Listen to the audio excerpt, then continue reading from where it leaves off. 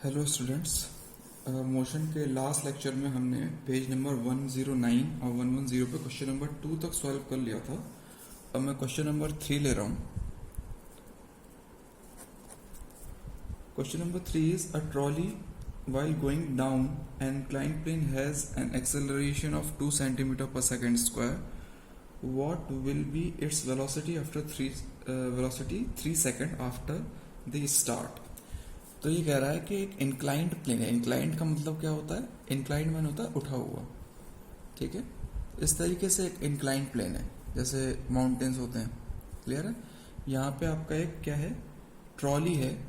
तो सिंपली एक ट्रॉली होगी, व्हील्स होंगे उसके, और इसके पास एक एक्सेलरेशन है which is 2 centimetre per second square. Clear? तो आपको क्या करना है, स्टार्टिंग से, तो इसकी u क्या है, 0, इनिशियल वेलोसिटी 0 है। स्टार्टिंग के 3 सेकंड बाद इसकी वेलोसिटी क्या होगी, ये आपको कैलकुलेट करनी है।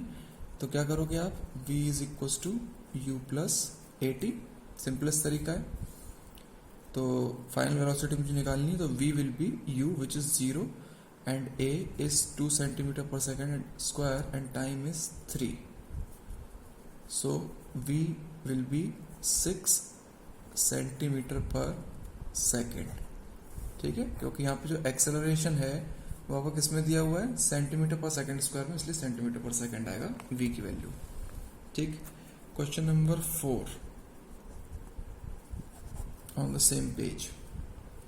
What is question number 4? Question number 4 में कह रहा है a racing car has a uniform acceleration of 4 metre per second square. Acceleration की वैल्यू दे रखी है 4 metre per second square. Clear? What distance will it cover in 10 second after start. Start होने के बाद, जब स्टार्ट हो रहा है तो ऑब्वियसली 0 से स्टार्ट होगा। क्लियर?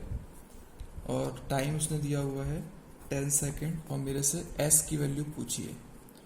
तो मैं कैलकुलेट कर सकता हूँ using second equation of motion ut plus half A T square. Simple है। तो इसको अगर मैं वैल्यू पुट करूं, u is 0, so first term becomes 0 plus half into A is 4 metre per second square multiplied by T square which is 100। So s equals to 200 metre.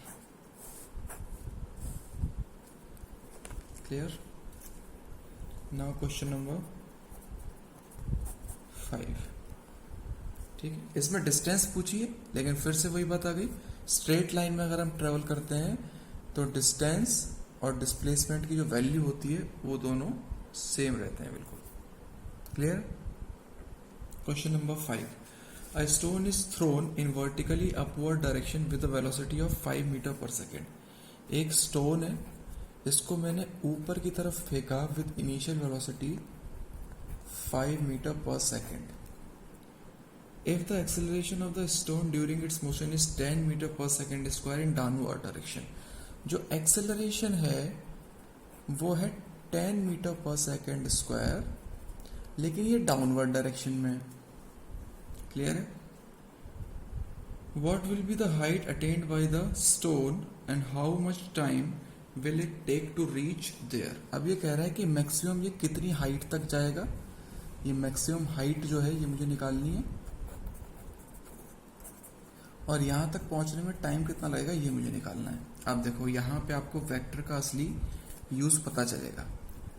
हमें पता है कि हम जो भी इक्वेशन ऑफ मोशन यूज करते हैं उसमें सारी क्वांटिटीज वेक्टर क्वांटिटीज होती हैं, लेकिन क्योंकि यहाँ पे सारी चीजें जो थी वो एक ही डायरेक्शन में हो रही थी, इसलिए डायरेक्शन यहाँ पे मैटर नहीं करती। लेकिन यहाँ पे अगर आप देखोगे तो u तो है ऊपर की तरफ, a है नीचे की तरफ, ठीक है, यानी कि इन दोनों की डायरेक्शन ऑपोजिट है। तो जब हम फॉर्मूला में इनको दोनों को यूज करेंगे तो इन दोनों में कोई ना कोई डिफरेंस तो होना चाहिए जो मेरे को इनकी डायरेक्शन का डिफरेंस बता सके, ठीक है। तो जब एक ही लाइन ऑफ एक्शन में, यानी कि लाइन ऑफ एक्शन क्या है, वर्टिकल, उसी लाइन ऑफ एक्शन में जब एक चीज एक डायरेक्शन में हो, सपोज करो इस चीज को मैं ऐसे रख देता हूं उठा के, ऐसे मैं देख रहा हूं, तो इस तरीके से मैं देखूंगा तो एक्सेलरेशन अगर मुझे इधर दिख रहा है 10 मीटर पर सेकेंड स्क्वायर, तो u की वैल्यू मुझे इधर दिख रही है 5 मीटर पर सेकेंड। क्लियर? अब जब मैं इनको फॉर्मूला में यूज करूंगा, what is H max? This is basically the displacement. ठीक है, तो डिस्प्लेसमेंट भी किस डायरेक्शन में हो रहा है? ये यहां से शुरू हुआ है, बॉल को मैंने इधर से इधर फेंका है, और डिस्प्लेसमेंट भी आपका इस डायरेक्शन में ही हुआ है। तो यहाँ पे दो डायरेक्शन यूज हो रही हैं, एक ये डायरेक्शन यूज हो रही है और एक ये डायरेक्शन यूज हो रही है। तो जब मैं फॉर्मूला यूज करूंगा S इज इक्व टू, अब यहाँ पे हमें क्या क्या गिवन है वो देख लेते हैं। तो U की वैल्यू हमको गिवन है 5 मीटर पर सेकेंड, A की वैल्यू हमें गिवन है 10 मीटर पर सेकेंड स्क्वायर, और V की वैल्यू क्या हो जाएगी? 0, क्योंकि जब वो मैक्सिमम हाइट पर पहुंच जाएगा तो उसकी फाइनल वेलोसिटी 0 हो जाएगी, मैक्सिमम हाइट पे जाकर रुकेगा और फिर वापस आएगा। क्लियर? V की वैल्यू 0, T की वैल्यू हमें नहीं दी हुई है, S हमसे पूछा है और T हमसे पूछा है। अब जब मैं S कैलकुलेट करना चाहता हूं तो मुझे इनका यूज करना पड़ेगा। अब यहां पे मुझे डायरेक्शन को अकाउंट में लेना है, तो जब भी किसी भी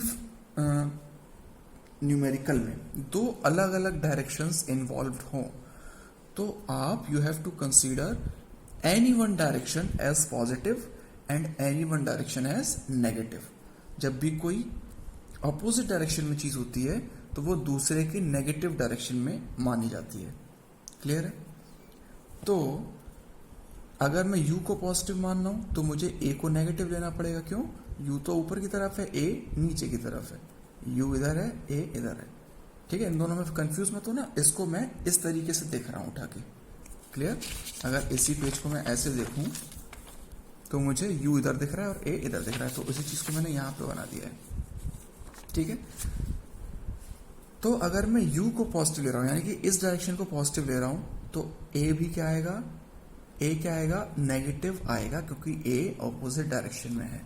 अब हम फॉर्मूला का यूज करेंगे और हमारा आंसर आ जाएगा। तो अब हमें कौन सा फॉर्मूला लगाना चाहिए? तो हमें लगाना चाहिए v square minus u square is equal to 2as, तभी हमारा ये क्वेश्चन सॉल्व हो पाएगा। इसी के अकॉर्डिंग हमें वैल्यूज दी हुई है। v की वैल्यू तो 0 है हाईएस्ट पॉइंट पे, u की वैल्यू दी रखी है -5 square which is -25, 2 into a is -10 and s that we have to calculate। तो इस माइनस से ये माइनस कैंसिल हो जाएगा और s की वैल्यू क्या आ जाएगी? 25/20 विच इज 1.25। ठीक है, this is 5/4 which is 1.25, this is 1.25 metre. और देखो ये अपने आप पॉजिटिव निकल के आया। पॉजिटिव का मतलब क्या है कि डिस्प्लेसमेंट भी ऊपर की तरफ ही हो रहा है। तो जो अननोन क्वांटिटी होती है वो अपने आप अपने साथ अपना साइन लेके आती है। तो ये मेरा जो आंसर है ये किस में आया है? पॉजिटिव में आया है। इसका मतलब क्या है?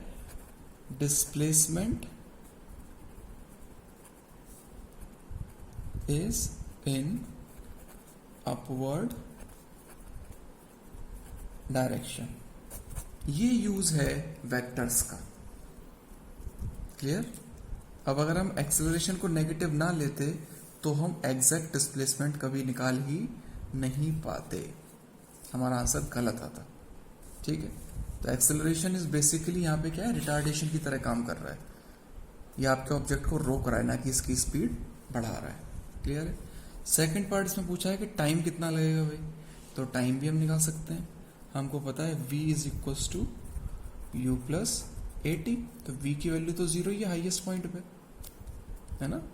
एट h हाईएस्ट पॉइंट पे जाने के बाद v की वैल्यू क्या हो गई? 0। u की वैल्यू मुझे पता है 5 है, प्लस a की वैल्यू -10 है और t की वैल्यू हमको कैलकुलेट करनी है। 5 इधर जाएगा तो it will become -5 -10t, minus से minus cancel, t is equal to 1/2 seconds, या फिर लिख सकते हैं 0.5 सेकेंड्स। इस तरीके से आपको इस टॉपिक के क्वेश्चंस को सॉल्व करना है। क्लियर? सो यहाँ पे हमारा क्या हुआ? जो इन टेक्स्ट क्वेश्चंस हैं वो सारे के सारे फिनिश हो गए। क्लियर है? अब हम आगे चलते हैं एक्सरसाइज पे। तो एक्सरसाइज पे आगे चलते हैं। फर्स्ट क्वेश्चन एक्सरसाइज का देखते हैं क्या है।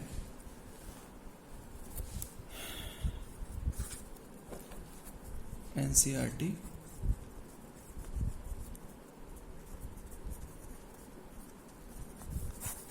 Exercise clear. What is the nature of displacement time graph of a body. Oh sorry, ये नहीं है एनसीईआरटी एक्सरसाइज। हाँ जी, तो एनसीईआरटी का फर्स्ट क्वेश्चन है, an athlete completes one round of a circular track of diameter 200 metre in 40 second. तो एक circular track है, ठीक है, इसका जो डायमीटर है वो है 200 मीटर और इसने कितने टाइम में इसको कंप्लीट किया है, वन राउंड को 40 सेकेंड्स में। What will be the distance covered and the displacement at the end of 2 minute 20 seconds. तो 2 मिनट 20 सेकेंड्स का मतलब क्या हो गया, 140 सेकेंड्स। क्लियर। तो कितने राउंड लगाएगा 140 सेकेंड्स में, नंबर ऑफ राउंड हो गए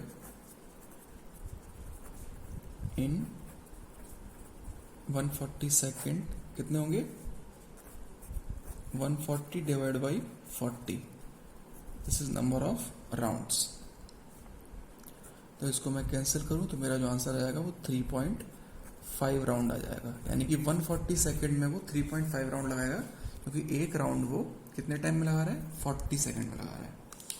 3.5 राउंड लगाने का मतलब क्या है कि 3 राउंड तो कंप्लीट लगाए उसने, और सपोज करो वो यहां से शुरू हुआ ए पॉइंट से, तो 3 राउंड तो वो लगा लेगा कंप्लीट। क्लियर। और फिर जो चौथा राउंड है वो हाफ लगा पाएगा केवल, यानी कि यहां से इस पॉइंट तक पहुंच पाएगा केवल। तो सपोज करो दिस इज बी पॉइंट, तो डिस्टेंस क्या हो जाएगी,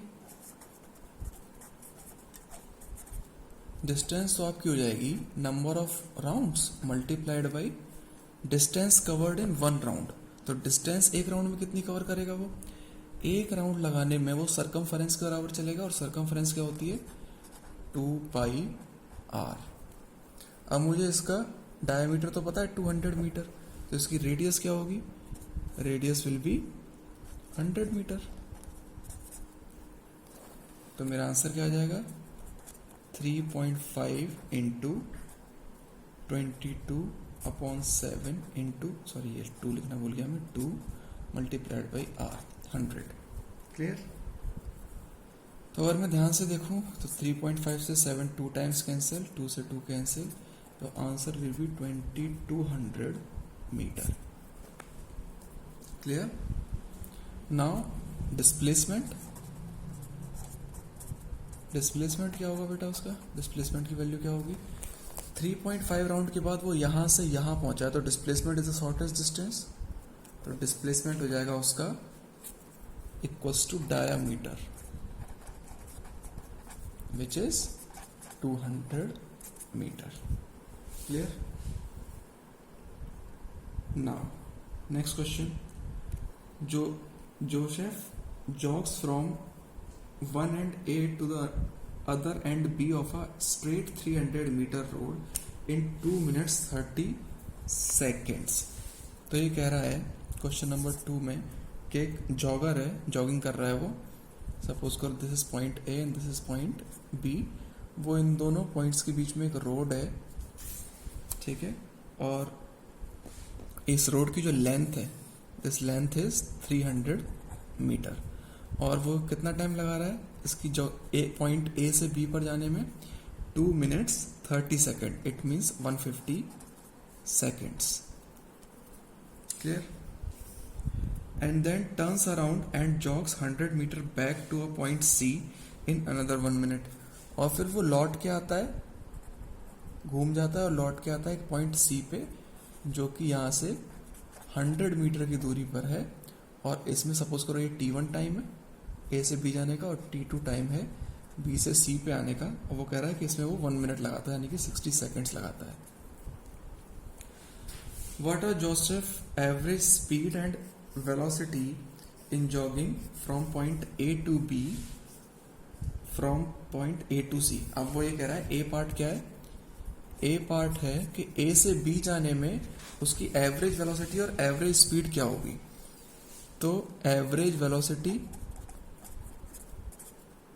ठीक है, ये इक्वल होगी एवरेज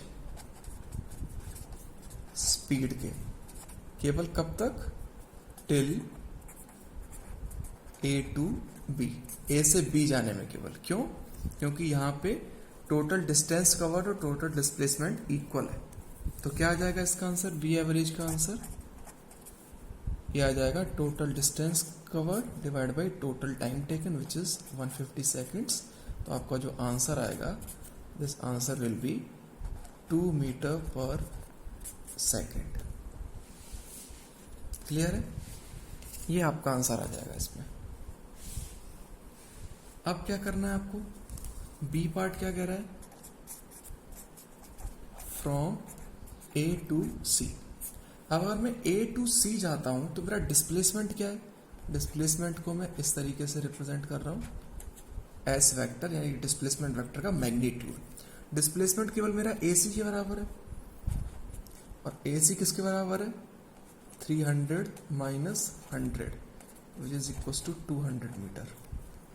और डिस्टेंस को मैं एस से रिप्रेजेंट कर रहा हूं। डिस्टेंस किसके बराबर है, डिस्टेंस है A B plus B C के बराबर विच इज 400 मीटर। क्योंकि डिस्टेंस क्या होती है, टोटल पाथ लेंथ ट्रेवल्ड। तो पहले वो ए से बी गया, फिर बी से सी आया। क्लियर? तो अब अगर मैं एवरेज वेलोसिटी की वैल्यू निकालने की कोशिश करूंगा, तो एवरेज वेलोसिटी को मैं वी एवरेज के ऊपर एक एरो और इसका मैग्नीट्यूड निकाल रहा हूं मैं। इट विल बी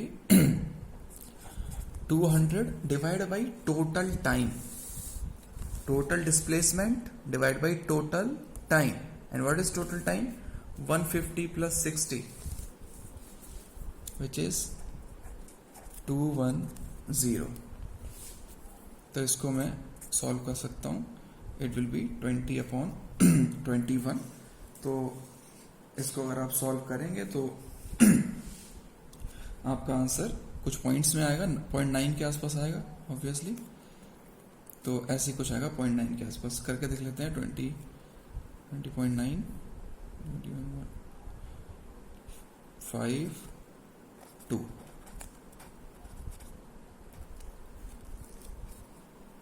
ठीक है, ये आप करके देख लेना। ये आपकी आ जाएगी एवरेज वेलोसिटी की वैल्यू। क्लियर है? उसके बाद एवरेज स्पीड की वैल्यू देखते हैं हम। एवरेज स्पीड होगा total distance covered divide by total time which is still 210, और ये आपका आंसर आएगा 1.9 मीटर पर सेकेंड के आसपास। This was the question number 2। ठीक है, आगे चलते हैं क्वेश्चन नंबर 3 की तरफ। क्वेश्चन नंबर 3 क्या कह रहा है, Abdul while driving, Abdul, question number 3 of exercise,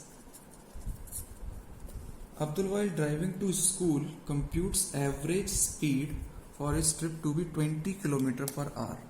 यानी कि अब्दुल जो है वो स्कूल जा रहा था।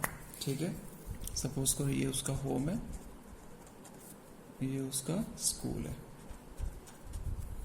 तो वो यहां से स्कूल गया और उसने यहाँ पे अपनी एवरेज स्पीड कितनी करी, 20 किलोमीटर पर आवर। ठीक है, on his return trip along the same route, और लौट के भी सेम पाथ पे आया है। तो उसने क्या किया, there is a less traffic and average speed is 30 kilometre per hour. लौटते वक्त जो उसकी वी एवरेज थी वो 30 किलोमीटर पर आवर थी। सही है।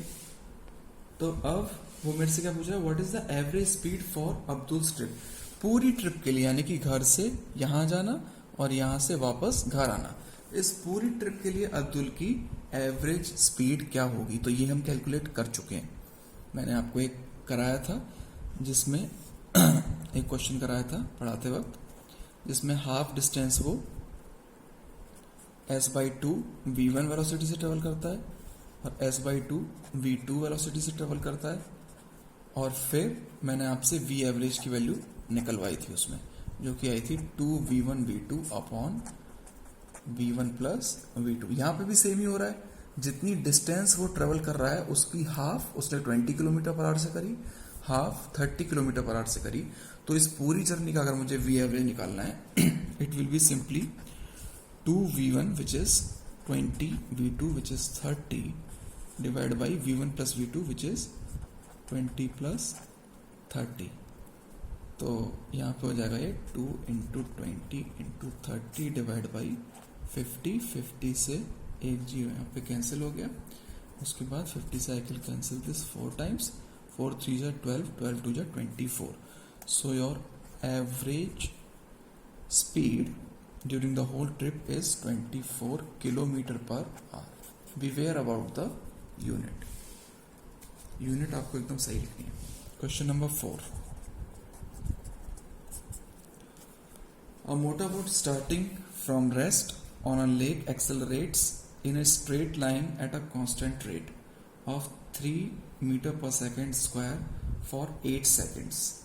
ठीक है, तो एक मोटर बोट है जो कि रेस्ट से स्टार्ट हुई है। रेस्ट से स्टार्ट होने का मतलब क्या है, उसकी इनिशियल वेलोसिटी की वैल्यू है 0।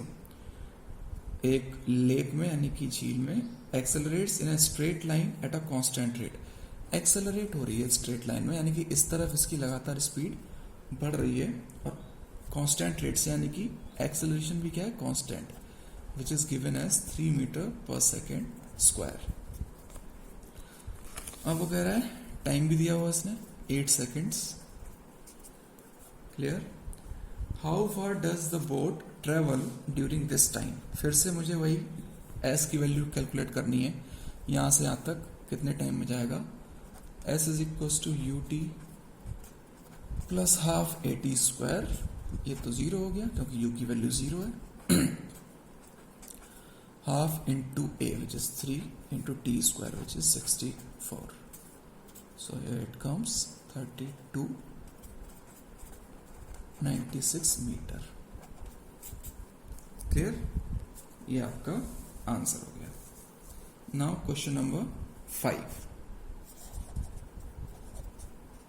अब जो क्वेश्चन नंबर 5 है, एक ग्राफ का क्वेश्चन है आपका। ठीक है, तो मैं ग्राफ ड्रॉ करता हूं पहले।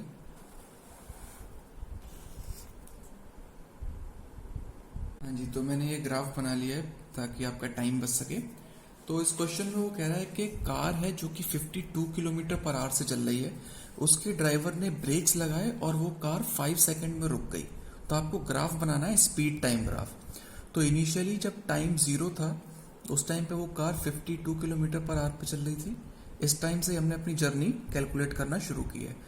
तो 52 किलोमीटर पर आवर पे चल रही थी, ब्रेक लगाती वो 5 सेकंड में रुक गई और यूनिफॉर्मली रुकी है, ऐसा उसने बोला है।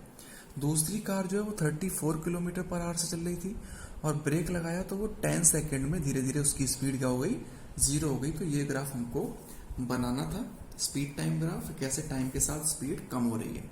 अब दूसरा क्वेश्चन उसमें जो पूछा है इसमें, वो ये पूछा है कि रुकने से पहले इन दोनों में से कौन सी कार ज्यादा ट्रेवल की होगी। ठीक है, तो हम कैसे निकालेंगे। तो स्पीड टाइम ग्राफ का जो एरिया होगा वो मुझे क्या देगा, डिस्टेंस की वैल्यू। क्लियर, तो इसको मैं O मानता हूं। तो फर्स्ट कार ने कितनी डिस्टेंस, जैसे मैंने आपको बताया था वेलोसिटी टाइम ग्राफ, इसका जो एरिया था वो क्या देता था हमको, डिस्प्लेसमेंट। ठीक है, ऐसे स्पीड टाइम ग्राफ का यानी कि VT ग्राफ का जो एरिया होगा मुझे क्या देगा, डिस्टेंस। तो ब्रेक अप्लाई करने के बाद कौन कितना ज्यादा ट्रेवल हुआ, इसके लिए बस मुझे एरिया निकालना है। ठीक है, तो फर्स्ट कार के लिए क्या हो जाएगा, डिस्टेंस की value S will be area of the graph which is half, triangle का एरिया होता है half base into height, base is 5, height is 52। अब यहाँ पे आपको एक चीज याद रखनी है, जो टाइम दिया हुआ है वो सेकंड में दिया हुआ है, स्पीड जो दी है वो किलोमीटर पर आवर में दी है। तो इसको मुझे मीटर पर सेकंड में कन्वर्ट करना होगा। तो क्या करना होगा, 5/18 का मल्टीप्लाई। तो जब मैं इसको सॉल्व करूंगा my answer will be 36.1 metre. Clear. दूसरे केस में for second car speed will be half into base and its base is 10 second and its height is 34 kilometer per hour.